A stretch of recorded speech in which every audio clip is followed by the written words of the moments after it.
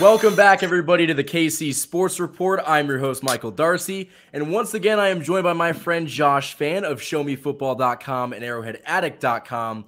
And for the first time in a long time, we are once again reunited with our guy, Lucas Murphy from the Drop and Drive podcast. My friend Lucas, what is going on? Oh man, what isn't going on? I mean, to be honest with question. you, my wife and I just welcomed our second boy into the world on December 15th. So anyone out there who has kids understands that literally soaks up 99.9% of your time. Yeah. So yeah, that's actually what I've been doing. With the 0.1%, I've been actually writing and for KU Blue Wings Rising, and then doing my baseball podcast. So that's really what's been going on.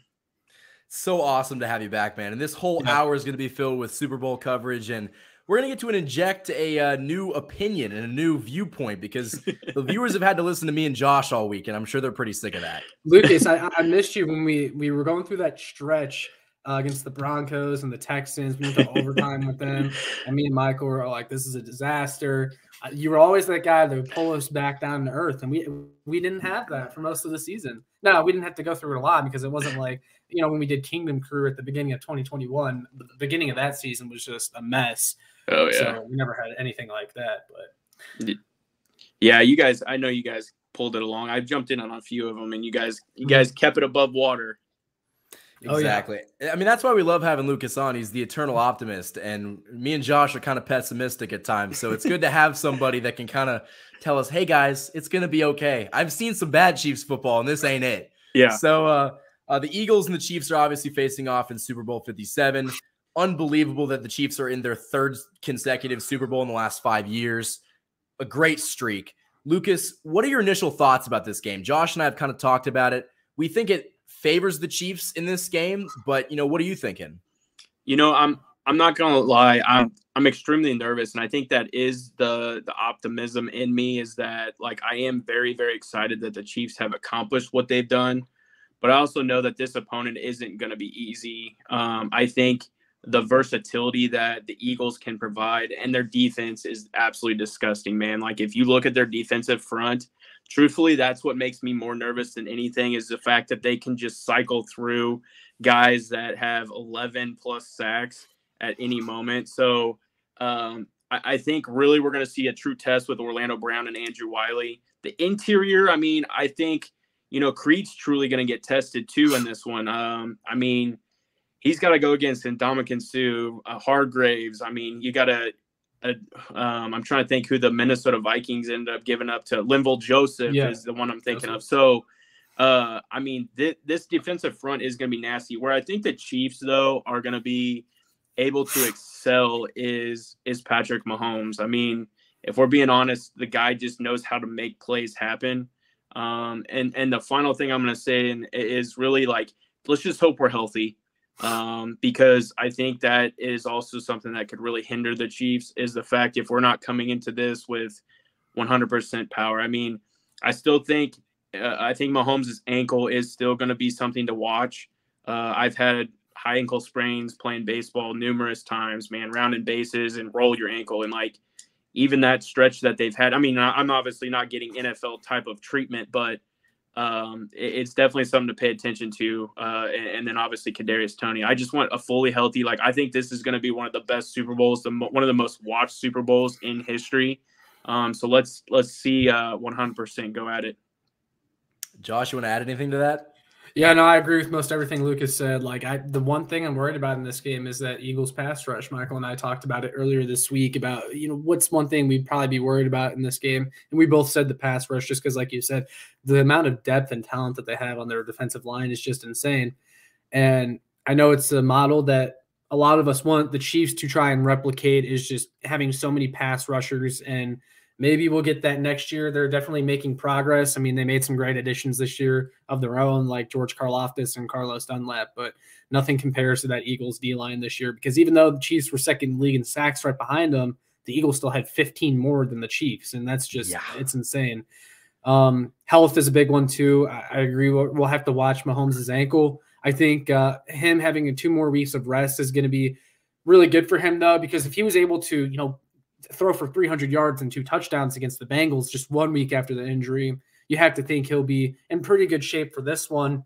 And then, yeah, the receiver group, their health is really a big one, because if we see like Tony and Juju go down again, because both of their injuries were ones that could probably need more time to heal, but I mean, it's the Super Bowl, so they're going to play. Like that knee, I know that Juju has had bothering him. It's been an issue for quite a while now. So hopefully he's able to stay in the game, because if you get down to a situation where it's just Marquez Valdes-Scantling and Travis Kelce again, even though I like those guys a lot, I don't know how far that's going to get you against a team like the Philadelphia Eagles. Mark my words. I'm not trying to interrupt you. Sky Moore is going to have a monster game. Well, funny that you say that, because Andy Reid said something earlier in today's press conference about there's going to be a guy that nobody expects steps up in this game. It could be Sky Moore. I mean, I don't think that Marquez Valdes-Scantling is going to be that guy, but I wouldn't be surprised if maybe we saw he said it's no one that you expect. At this point, looking at his postseason, Clyde Edwards-Helaire. No, we're not going there. We're not going there. We're back, ladies and gentlemen. We're back. Hey, honestly though, I did mention this today, and I don't think he's on the active roster, but that would be pretty sick if Melvin Gordon would make an appearance. But I think the possibility that Melvin Gordon can win a Super Bowl is pretty awesome in itself. That is, because he talked about how like he shouldn't even be on a practice squad, and that's where he's at. So yeah. Let me go over the injury report really quickly, because good signs from the injury report. The final injury report before the Super Bowl, everybody was a full participant except for L'Jarius Sneed, who was limited Thursday with a knee injury. Wasn't it a concussion injury before this? Yeah, concussion. Yeah, he got smoked. Yeah, so a knee injury doesn't exactly have me super confident, but the fact that everybody else practiced in full like a couple days before the Super Bowl was a big deal for me. Now, they might not be 100% in this game, but at least they're going to be out on the field, because the Chiefs are going to need Willie Gay. They're going to need L'Jarius Sneed against this Eagles offense that, actually puts up the same amount of points per game that the Chiefs do, 28.7. They actually put up the exact same amount of points. I forget what the number was, but like it's 28.7. Yeah, it's amazing. They're both tied for first in the league in offensive points per game scored. So I do think the Chiefs' offense is better, but that offense is really good. And Lucas, you kind of talked about it off the recording. I mean, what are your thoughts on Jalen Hurts in that offense?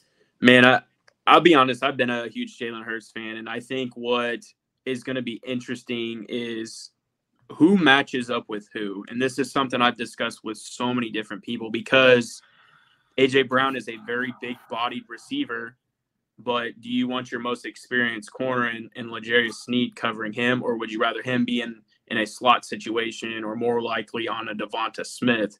I'm also concerned with who could potentially cover Dallas Goedert, because obviously he has the potential to really be lethal. So are they going to stick a linebacker on him and maybe Nick Bolton? Or are they going to let the safety over the top really kind of study on him and them double down? I think for me, that's going to be a big thing. And then obviously you're going to have to spy.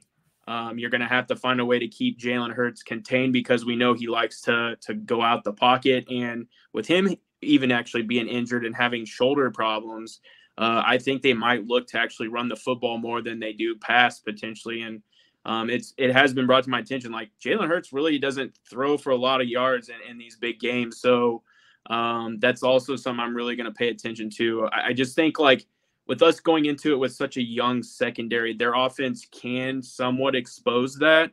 I think, we've seen it with the Bengals. Like, it was a close game. And, we expected that anyways. But, man, those young corners were getting tested from some very talented receivers, and I expect that in this game. So I think you're going to see a really good offense. It just is, how does this Chiefs defense respond to the versatility? Josh, before you jump in, I want to read this stat. Via Kent Swanson of KC Sports Network, Jalen Hurts is averaging 6 yards per attempt and 2.96 yards per carry since coming back from that shoulder injury. I think that's very worthy of note. I think real quick, what scares me, though, is the fact that we saw in that Bengals game, 3rd and 14, 3rd and 17s being converted.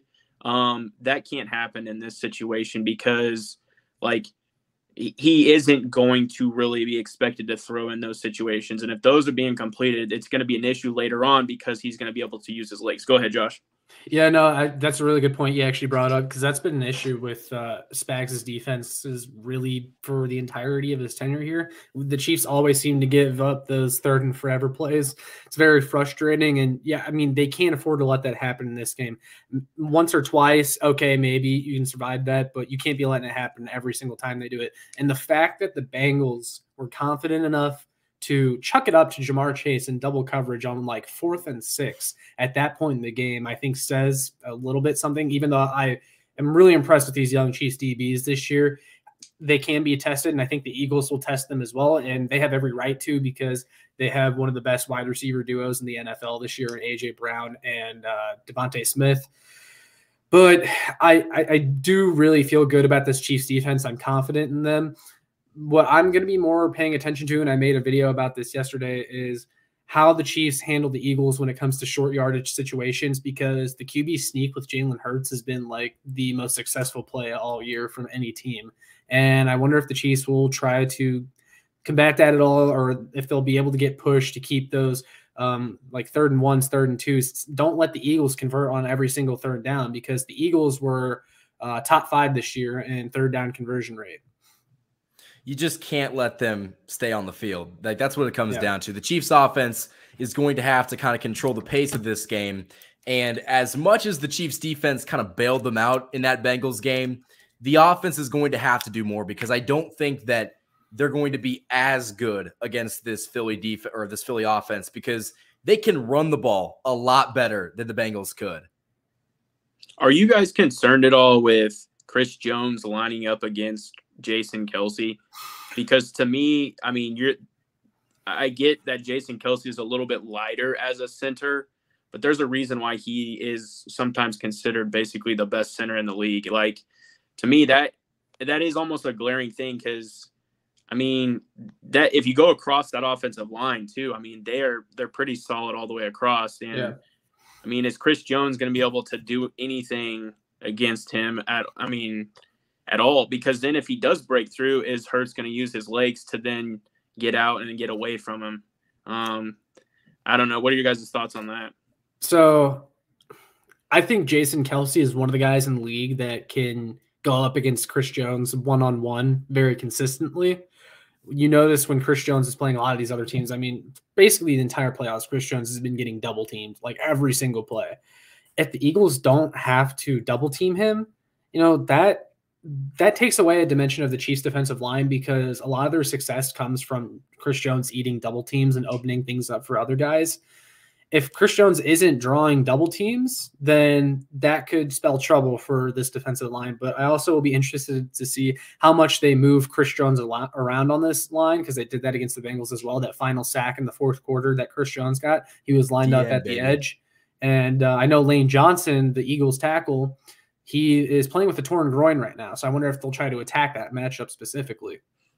Honestly, I might be in the minority here, but I love the way Chris Jones is playing right now. And I think Jason Kelce is one of the best centers in the NFL. I don't know if he's better than Creed Humphrey, but he's been so consistently good for such a long time that if you do have him as the best, I'm not going to fight you on it. But I really believe that Chris Jones can beat Kelce 1v1 consistently. And that's no shade towards Kelce. I just think Chris Jones has been that good. And I think he's motivated to win this game. Not that Kelce isn't, but after coming off of that performance, it's going to be tough to block that guy. I mean, this is the Super Bowl. I mean, that's you're going to get the best from everyone, and you should. I mean, we've been saying, like, if you can't get hyped up for a game like this, then you shouldn't be playing in the NFL. I mean, this is the elite game of the year. Like, this is the whole point. So, like, yeah, we should see Chris Jones trying to play as much as he can. Like, we should see that playoff Frank Clark that, I mean, just shows up. Yeah, shows up in the playoffs. I'm a big Frank Clark advocate now. It's crazy how 2 weeks can change things, isn't it? But I mean, yeah, it's crazy to me too. Also, like Carlos Dunlap and George Karlaftis, and just like the big changes we've seen. Like, I'm excited for it. But yeah, man, this offensive line for the Eagles is going to be tough. But yeah, Chris Jones and Kelsey is something I'm definitely going to keep my eye on. It's one of like the individual matchups in the game that you're going to have to look at. My one question for Josh before we move on to talking about the Eagles secondary is if Clyde Edwards-Helaire has 100+ rushing yards and the Chiefs win the game, would you buy his jersey? No, I can't. I can't buy his jersey. What if he gets Super Bowl MVP? Didn't you already ask me this week? But I think this has legitimate weight now. Hey, if you wait till after the season, you probably could get it on discount because he ain't gonna be on the team after that. Yeah, I just it's such a far out possibility that I don't even need to answer that. But the real question is, did you go get a Frank Clark jersey now? I won't get his jersey, but I'm satisfied with his performance this postseason. I'll tell you what, if Frank Clark gets 2 sacks and the Chiefs win, I'll buy his jersey. And I'm not the biggest Frank Clark fan, but on a serious note. Well, on a serious note with Frank Clark, like I've joked about like hopping on the Frank Clark bandwagon and stuff, but like he genuinely has had a really good postseason. And I always question the playoff Clark label because I thought his 2019 postseason performance was a little bit overrated in a lot of ways. But like this postseason, like he's genuinely like done a really good job and like he's gotten sacks on his own. So, I mean, that's all I've been asking the guy to do. I'll buy his jersey. If he gets 2 sacks and the Chiefs win, I'll buy it for sure. But I want to talk about the Eagles secondary because the Chiefs secondary has been the one that's kind of been picked apart recently. But the Eagles secondary is very good. It features some very good names. And I think they actually had the #1 passing defense in the league this year. I think that they are in a prime position to get exposed because they've never faced a guy like Patrick Mahomes. Trust me, we're going to get into that conversation later. But what do you guys think about the Eagles secondary? Lucas, you want to go first? Yeah, that's fine. Big fan of Darius Slay. I've always been. I think he's finally getting to shine. Gardner Johnson, obviously coming over from the Saints, was a huge pickup. James Bradbury, obviously, I think James Bradbury is somebody that can get exposed, but there was a reason the Chiefs were also interested in him. I mean, he's a very talented corner. Avonte Maddox and obviously there's a few others. I think, like you just said, though, if you really go down and look at who they've played, have they played anybody who's able to extend plays the way not only Mahomes is, but the receivers and Travis Kelce. So I think that's where they're going to get truly tested. I'm curious, though, if the injuries do impact who does Darius Slay cover, because Darius Slay, if you go back and look, he did actually shut down Justin Jefferson, and Justin Jefferson's an absolute freak. So that is something that I'm going to be paying attention to, is really who he's going to be covering.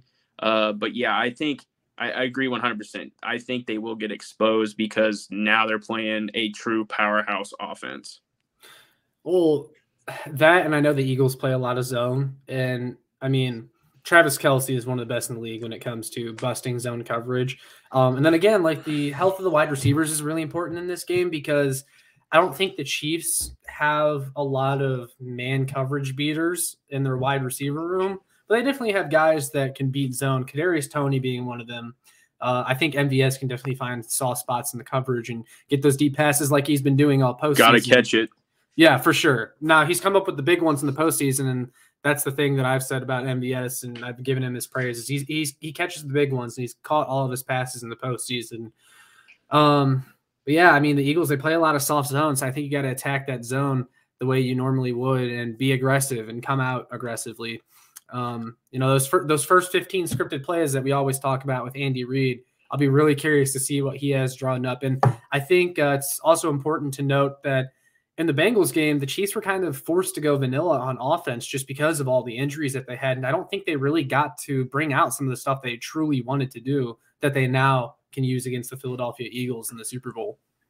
Cut it loose, first of all. And I want to kind of add on your point. The reason that I think that Eagles defense and specifically secondary can get exposed is because they play that soft zone. Nobody is better, I would argue, in the NFL at beating soft zone than Travis Kelce. He can beat a guy man-to-man. He can be double covered. He just finds ways to get open. So if you're giving him 5 to 10 yards off ball, he's going to get open, and it's not even going to be close. And him after the catch, we know how great he is. But I mean, we know how soft zone has worked early on in the playoffs. Look what happened in that Bengals-Bills game.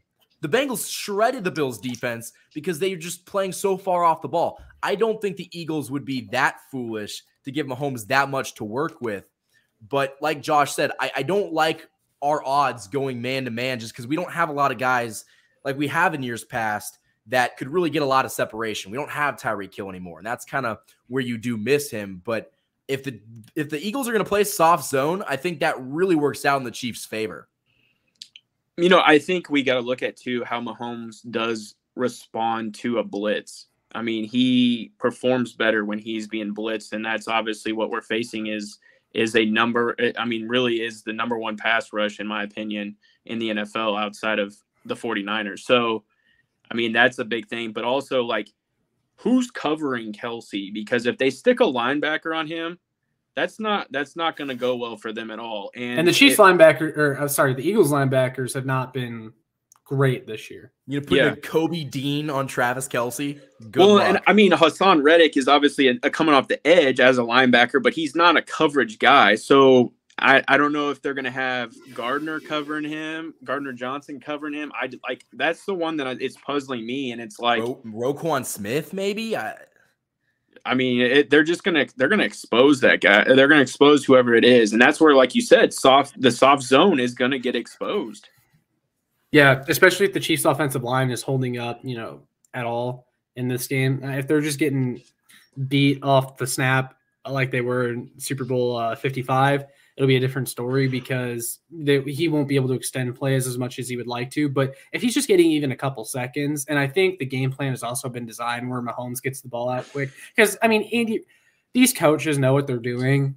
They know that this Eagles pass rush is one of the best in the league, and I think they're going to account for that. You're going to see a ton of jet sweeps. You're going to see a lot of bubble screens. You're going to see a lot of screens to, like, Jerick McKinnon, which I'm all for. And I mean, I think McKinnon, if Mahomes goes off for like 350 or whatever and like 3-4 touchdowns, then obviously that's MVP. But I could see McKinnon even winning it potentially because I really think they're going to utilize him in the pass game because of the screen game. The jet sweeps, you know, are going to be coming across because you're eliminating that pass rush and you're really kind of exposing the secondary by, you know, really the receivers are good blockers. I mean, they really are. So I think that's the game plan going into it. And I think, like you said, getting the ball out quick is going to be something Mahomes is going to do. And those are easy ways to do that. Well, and we talked about it earlier this week. We think that Jerick McKinnon is going to be so big as a blocker because he's the best blocking running back on this team. And when you have four guys on the other side that are very capable of breaking down your offensive line, you're going to need all the extra help you can get. But I really like what you said. He is so valuable in the passing game.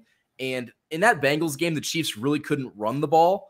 I think that could change in this game, but I almost don't know how much they're going to want to take the ball out of 15's hands because this is the biggest game. And I want 15 to have the ball in his hands with a chance to kind of take us where he's going to lead us because I had that trust.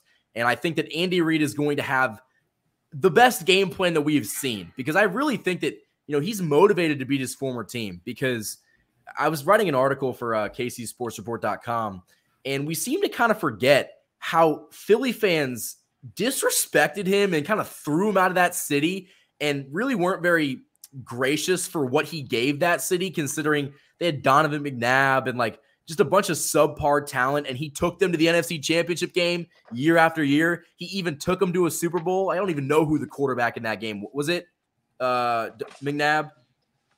It was. Okay. Well, the fact that he took him to a game with him, it's very impressive. And I think that Andy Reid's play calling and the offensive schematics are going to be one of the biggest factors in this game. And one thing that I want to bring up, I've been thinking about this for a long time. Let's say it's fourth, even third and goal at the 1. You have a chance to go up a touchdown. Are you going to let Patrick Mahomes dive over the end zone line and just get that touchdown? QB sneak. We haven't done it since that game in Denver. Do it now. It's gonna be either gonna be Noah Gray or it's gonna be one of those times. Just it's the Super Bowl. Or it's gonna be an inside handoff, or it's gonna be a toss up to Jody Fortson. Like that is their playbook. on. I just don't third and short. understand why. I still to this day can't figure out why we don't line up in just an I with with Burton back there and just let Pacheco try to pound it in or somebody. Like it's simple. And even if he's there, like you said, push the guy in. Like we never utilize Burton in any other way than special teams. Like this would be a perfect time to have him run like a sneak play or something. Like, man. Yeah, Or and another thing, to Kelsey. Well, another thing regarding like the short yardage offense is, for as good as this offensive line is, like these opposing defensive lines get like immediate penetration whenever the Chiefs are lined up on third and short. And it's like, how are you getting beat that bad off the ball? I have no clue. And this has been a problem for a long time. We've talked about it too. How can the Chiefs be better on 3rd and 14 than they are at 3rd and 1? It doesn't make any sense. I think they should just take an intentional delay of game on 3rd and 1, and they'll be fine. The Chiefs are going to have to get first downs, and they're going to have to get touchdowns to win this game, because you can't be kicking field goals and expect the defense to carry you like they did in that last game. It's just not going to happen. Did he win the MVP? I hope so. Yeah, I don't know. Oh, I thought he did. I think it's coming up. He's on my screen right now. I need this, win the guys. MVP. I need this $400. I think you'll get it. I do too. I do have a question. I do have a question for you guys about this game, though. So, I've been listening to a lot of podcasts this week, and I've been, consuming a lot of media coverage of this game. And it definitely seems like, I mean, the Eagles are favored in this game, but it also definitely seems like a lot of the national media just is chalking this up as an Eagles victory. I know ESPN did an article where they had anyone and everyone that covers a team for ESPN make a prediction for the game, and over half of them picked the Eagles to win. I was Adam Teicher. Yeah, Adam Teicher. Yeah. Oh, they announced it. Let's go. Nice. Two-time MVP, ladies Lucas and is gentlemen. $400 richer, and Chiefsaholic is about $90,000 richer. Yo, Chiefsaholic is out now. He's one step away from this parlay changing his life in a good way. He's tweeting right now. Is he actually? I don't know. I was gonna say that tweet would go viral. His lawyer probably told him to stay off social media. But no, anyway, so I was also listening to the Bill Simmons podcast earlier today, and he does one with Peter Schrager, and they break down the games each week. And Bill Simmons was like overly confident that the Eagles were going to win this game. Oh, they're just too good. Eagles defensive line, which, yeah, we talked about it. They're very good. But people are acting like this is going to be Super Bowl 55 all over again. And I just think this Chiefs team is way too good. They're way too good to get beat like that again. They're way too good to get blown out. I talked about this with Michael earlier this week. Patrick Mahomes doesn't really get blown out. Like, I can count on one hand how many times that he's been blown out in his career. He just doesn't lose by double digits. He doesn't lose by more than one score, and he rarely loses either. That's the other thing. And I think people just are kind of discrediting the Chiefs a little bit. And I know there was a list made of like the top players in this game, and the top two were Mahomes and Kelsey. And then like the next 7 or 8 were all Eagles players. And it's like, this is a team in the Chiefs that were tied for most Pro Bowlers this year. They have a bunch of All-Pros. You got Chris Jones, who was a Defensive Player of the Year finalist, Creed Humphrey, who wasn't even on the list, I don't think, which I get that because like center play, people don't really value that too much. But like Creed Humphrey is an All-Pro center. And honestly, it's crazy to me the disrespect the Chiefs are getting. And I don't like getting into the whole trying to make ourselves an underdog thing. But I think once again, people are just discounting the Chiefs. I don't know how you guys feel. Go ahead, Lucas. I'm going to say, yeah, I agree 100%. But I prefer it that way because I think we see how the Chiefs respond and play when they're given that type of fire. I wish there was honestly more crap talking, I guess, from them because I think we react to that. Obviously, we saw Kelsey's response multiple times to the mayor, and like we saw how a lot of the team reacted to what was being said about Burrowhead and things like that. I think the only unfortunate thing is like Jalen Hurts and Mahomes are pretty tight. Obviously, the Kelsey brothers, with this being, the return of Andy Reid really with both teams, and I just don't think you're going to get as much with that. So I could see why. And also in the grand scheme of it, the Eagles are truly the underdogs because I mean, look how far they came from where they were to where they are. So to me, like, I get why the narrative is on the Chiefs too. Like, look how many times we've done this since Mahomes has been here. Like, it gets old for people who are not fans of them. So yeah, I can see it, but it's really, I'm okay with it. I'm okay with it because I think it does fuel the fire. I love the disrespect. I absolutely love it because I think that we've seen it over time. It always comes back to bite the people in the ass. And if I could be wrong about this, but I believe the Chiefs were favored in Super Bowl 55. They were the team that was going to kick the shit out of the Bucs, and that did not happen. I remember that game going into it feeling pretty confident, very cautious about the offensive line, but I think that we were favored and we were picked to win.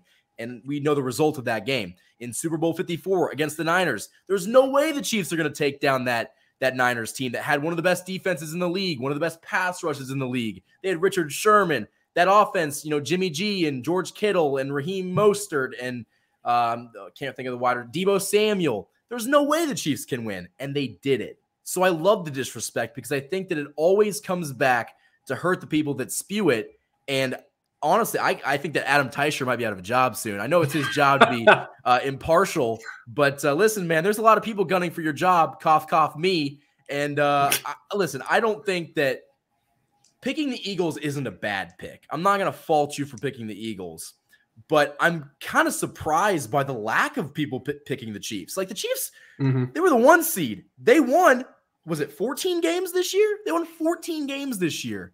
I mean, they're also more battle tested too. Exactly. They have, and the Eagles coaching staff, they've never been in a Super Bowl. The Chiefs coaches, they've done this before multiple times, and the Chiefs have the experience. They have the MVP now, which, by the way, quick update on that MVP voting. Patrick Mahomes got 48 votes. Jalen Hurts got 1, and some dumbo out there voted for Josh Allen for MVP. Did you see the disrespect Chris Jones got? 1 vote for Defensive Player of the Year. Are you kidding me? Quinnen Williams got a vote. Like, okay. Micah Parsons didn't get any. Yeah, it's insane to me because when Aaron Donald won and everyone was last year and everyone was complaining that TJ Watt should have gotten it, the argument for Aaron Donald winning was, oh, he's defensive tackle and what he does is more difficult, and he led the league in pass rush win rate and everything like that. Chris Jones did the exact same thing this year and gets 1 vote for DPOY. If Chris Jones's name was Aaron Donald, he'd be the Defensive Player of the Year. And I guarantee you that he would have won Defensive Player of the Year if that Bengals game happened in the regular season. I guarantee you. But the fact that, he would have been Defensive Player of the Year if he didn't have 2 sacks wiped off the board due to penalties. Yeah, it sucks. But, hey, I like Chris Jones having a chip on his shoulder. I like Frank Clark. I mean, that could be the fuel right there, too, man. Like, that could really make him mad. I mean, 1 vote. Yeah. And like people say, oh, the players don't read into stuff. They do. If you played sports before, you know how people use the slightest thing as motivation. Michael Jordan would take anything personal. And I think Patrick Mahomes, I mean, he's a petty guy, and I like that about him, but he hears everything. And it's going to be hard to have that underdog mentality if you're Mahomes just winning the MVP, but that defense is going to have that, everyone doubts us mentality, and I really think that they're going to be able to do enough. But one thing that I also wanted to talk about, apparently there's some sickness going on down in Arizona right now. Chris Jones wasn't feeling great. Apparently Travis Kelce was talking, and it sounded like he had a lot of congestion. So do you think that that's going to affect him come game time? No. I think it's more of a weather change thing down there in Arizona. I wouldn't be surprised if a lot of Eagles players were going through the same thing. Arizona is also very dusty too. Yeah. So yeah, I'm not worried about it. I think what I was going to ask you guys this. I mean, I think we're well past that, but in the AFC Championship game, do you think the reason why Kelce shoveled past that ball was because he truly was having back issues? I thought it was just total improvisation from Kelce. I know he tried it with McKinnon, like a few plays later or something. I think that one might have been drawn up beforehand. I think the back issues with Kelce were legitimate though, because Jay Glazer before the game, just hours before the game, said Kelce was a game time decision. Now everyone else was saying that Kelce was going to play, which I think was true. And I think maybe the report that Jay Glazer got was maybe a little bit not fully accurate. That said, I know Jay Glazer is like super plugged in. So I think Travis Kelce, we all knew he was going to play in that game, but I definitely think that injury was a little bit more than Chiefs fans were wanting to acknowledge. So not that I am more plugged in than Jay Glazer, but I was working for the Chiefs this year, and I remember asking my boss, who I probably shouldn't out her because she could get fired. Well, she's not going back, so she's fine. But she was talking about how the injury report works. And regardless of what it was, it could be an ingrown toenail. They have to mark it down. The league requires them to mark it down because they even said that about Jerick McKinnon's injury leading into the Super Bowl. It was like, yeah, it wasn't anything to worry about. They just have to mark it down. And I think the back spasms thing, yeah, he probably did have some back spasms, but I don't think that it was anything that was going to, like, I wasn't worried whatsoever that he was going to miss this game. It wasn't something that was going to keep him out of the game, like I said, but I definitely think it was bothering him.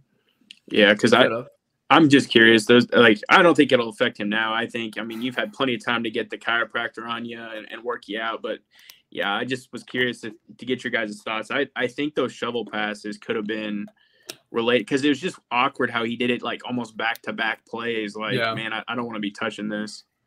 So, yeah. No, that would make sense. So, but hey, one question, real quick for you. I do have to actually jump off. Our little guy is throwing a fit. No worries. So no worries, Lucas. I appreciate you guys having me on. We definitely are going to be doing this again. Wait, before you go, could you give us your final prediction? All right, I'm going to say 35-28 Chiefs. I like it. I love it. Ladies and gentlemen, Lucas Murphy, Drop and Drive Podcast. Hopefully, whenever you come back, we'll be celebrating a Super Bowl win, Lucas. Hope so, man. I got a bottle of whiskey back here. I'm ready to crack open for it. So I'll be doing it with you guys. So all right. Okay, sounds good, bro. Take it easy, guys. Oh, man. That was Lucas Murphy. It was great to get him back on and hear his thoughts.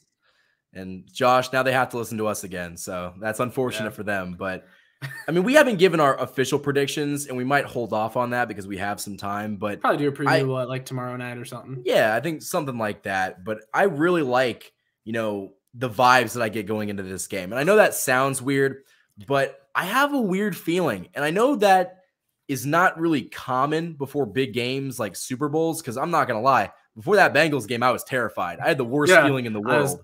I'm the same. But I feel pretty good about this game. Yeah, I'm confident in this one, and I've said it a lot. Like, I think the nerves will kick in, like, when the game actually comes around and, like, the music kicks on the broadcast. But I'm confident in the Chiefs in this game because, like, in my mind, it's, man, the Chiefs just got to win one more game. It's one more game. They've won 14 games this year. All they've done all year is win. You just got to win one more, and the season is done, and you've gone to the mountaintop again. Like, one more game. I trust the Chiefs to just win one more game. Well, I mentioned it earlier. I think the Andy Reid coaching advantage, a pissed off Andy Reid, is going to do numbers. Because one thing that we don't really talk about enough is like was it a couple days leading up to the Super Bowl last time? Britt Reid got in that car accident, and we're never going to know the full extent. But I really do think that screwed with Andy's mind. Because, I mean, listen, he's a human being. He's playing in the biggest game of his life, but at the same time, I mean, having a kid go through that, it definitely weighs on you. So I don't think that he really brought his A game, so to speak, and against his former team, a team in a city that really disrespected him on the way out. I really like the matchup because Nick Sirianni, he's been in this game once, I think, as an assistant. This is Andy Reid's 7th time being here if you combine all of his different coaching experiences. Yeah, it's honestly pretty crazy. I mean, you got Steve Spagnuolo as well, who is a 3-time Super Bowl champion. And as much crap as we've given Spags over the years, the fact that he is on track to win his 4th Super Bowl as a defensive coordinator is pretty damn impressive. It is. And I would argue that in the one that they lost back in 2020, it wasn't really his fault. Granted, things broke down, but we had some weird PI calls and I also think that defense just did not have the talent necessary. Their pass rush was just not good enough, and it wasn't fully on Spags. I don't think we're going back pretty far here, but I don't think Brett Veach did enough that offseason because that was the run it back year, and they just kind of brought everybody back and didn't make a ton of improvements. And I think the defense suffered from that just a little bit. When we forget, I forget all the time, but that was a COVID year. Like they're literally, the world was shut down. And it was also a home game for the Buccaneers too. True. But it was, they had to do some weird pod thing to get everybody in. It was a weird time in the world, and it was a weird time in football. But I think that the Chiefs are ready and poised to take advantage of this opportunity, and I really like their chances. Josh, a couple more questions that I have for you. Maybe not as much game related. Are you going to watch the Rihanna halftime show? No, I'm not. And I don't know what I'll be doing. A lot of it will depend on the score at halftime. But I won't be watching the halftime show. I can't. I'm not going to have the will to do it. I watched the Shakira halftime show after it happened. Actually, I didn't watch the weekend one. That was too painful. I'm not going to watch Rihanna. I love Rihanna. If Don't Stop the Music comes on, I'm going to start dancing. But listen, when the Chiefs are playing, the last thing that I can think about is Rihanna singing at halftime. I'm going to be calling a friend. I'm going to be saying, okay, Chiefs need to do this. You know, how are we looking? Can we just hang on another half? Can we win the Super Bowl? The last thing that I'm worried about is Rihanna halftime performance. But there's some people, man, that really get invested into it. But I'm more worried about the game. Yeah, for sure. Do you have any pregame or mid-game routines, so to speak? I know we kind of talked about this on your channel, but tell my viewers what you do. So I don't have like a huge thing that I do or anything like that. Usually before the games, I like to go to the gym, and I come back, I do what I need to do after I go to the gym, and then I just kind of relax before the game a little bit, maybe listen to a pregame show, or I don't like play a video game or something. And then when the game comes on, turn it on, and I'm ready. Like I don't do too much. I don't want to get like involved in doing something and then like be distracted by the time the game comes around. So once the game comes on, like I'm locked in. I don't do anything else. Like I can't be doing anything else. I'm too nervous. I mean, there's some regular season games where like maybe I'll be folding clothes or something during the game, but not during the Super Bowl. I can't be doing anything. You got to be locked in because. And that's another thing. I can't go to Super Bowl parties. I can't do it. Like, there's some people that are like, yeah, come over and watch the game. I can't even do that for regular season games. Like, I need to be at my house or at the stadium. I prefer watching it at my house. I can see everything from every different angle. But I need to be sitting in one place, or for the Super Bowl, I'm going to be standing. There's no way I can sit down. But I have to be locked in on the game because every single play, especially in this kind of game, it could determine whether the Chiefs win or lose. So I'm not a big, party guy when it comes to the Super Bowl. I don't watch the freaking commercials. I don't give a shit what M&M's came out with this year. I'm locked in, baby. I'm locked in. Yeah, and I've been asked too, like what I'm going to do if I want to come watch it here or go there and watch the game. It's like, no, I'm going to stay in my room. I'm going to lock the door, and I'm going to watch the game by myself. Listen, it's good luck, and it's also just a way for you to stay locked in, which we as analysts and reporters have to do. But Josh, I think that we've been on here long enough, and it was great to get Lucas back on. Do you have anything else you want to add? This wasn't really a preview video, just kind of a recollection of thoughts, so to speak, with Lucas. And I think we said pretty much everything. Yeah, it was nice to have him on. I know he doesn't get a lot of time to do this kind of stuff at the moment, but so it was great to have him on, and hopefully we can get him on again. I don't have any more thoughts, though. I'll save it for the preview that we do later this week, whether that's like tomorrow or Saturday or whatever. But yeah, no, I'm good. Sweet. I'll speak on behalf of Lucas. Go follow Lucas's Twitter. It'll be linked in the description. Also, go check out his podcast, the Drop and Drive podcast. Check out his work on the Jayhawk side of SB Nation. I'll link it all down below. Josh, where can the people find you? As he's taking a sip of water. That's on me. You can find me here on YouTube. It's just my name, Josh Fan. You check out my work on showmefootball.com and arrowheadaddict.com. And you can follow me on Twitter at showmefb. Hopefully most of you, though, that watch Michael's channel already know of me and already follow me. But just in case. I think most people do. And Josh's stuff, just like Lucas's, will be linked in the description of this video. As for me, you guys can follow me on Instagram, KC_sportsreport, and Twitter at KCSportsReport. Go check out the website, KCSportsReport.com. Until next time, guys, thank you for watching this video, and go Chiefs.